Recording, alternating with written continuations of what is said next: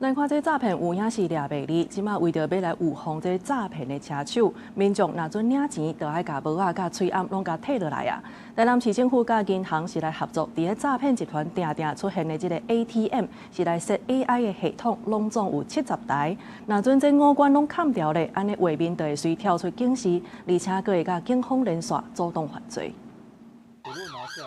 民众伫 ATM 头前，若要领钱，爱去即先甲无仔、喙暗即款会炸着面的物件，拢先摕落来。因为这台新型 AI 防诈骗 ATM， 本来侦测到面有炸着，就会随跳出警示提醒。若过用一段时间无解除，警铃就会响起来，兼通报警方。银行头一波就伫台南设70台，目前优先设伫诈骗集团定出现的所在。如果没有露出全脸的话，这个就会有相对的指引跟这个警示音。 可以增加车手提款的难度，也降低车手这个得逞的这个成功率。这回结合 AI 影像辨识加语音提醒，小海很民众，那就是互本身伫 ATM 机会汇款，就会随跳出警示。银行业者嘛讲，这套系统目前伫全台已经超过500台。那台南市正式步参警方建立自动通报机制，通伫第一时间会当掌握状况。车手如果是有一个人多卡。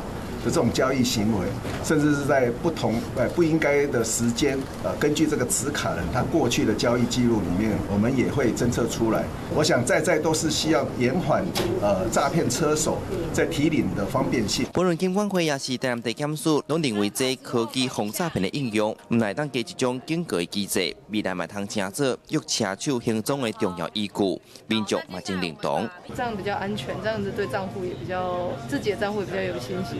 市府讲，台南掠着车手的量是六都第一，试办防诈骗 ATM 了后，车手领钱的件数嘛，凭去年同期上无减6成。现出时，这个新型 ATM 若是掠车手的点，嘛是阻挡诈骗的风线。记者从台南采访报道。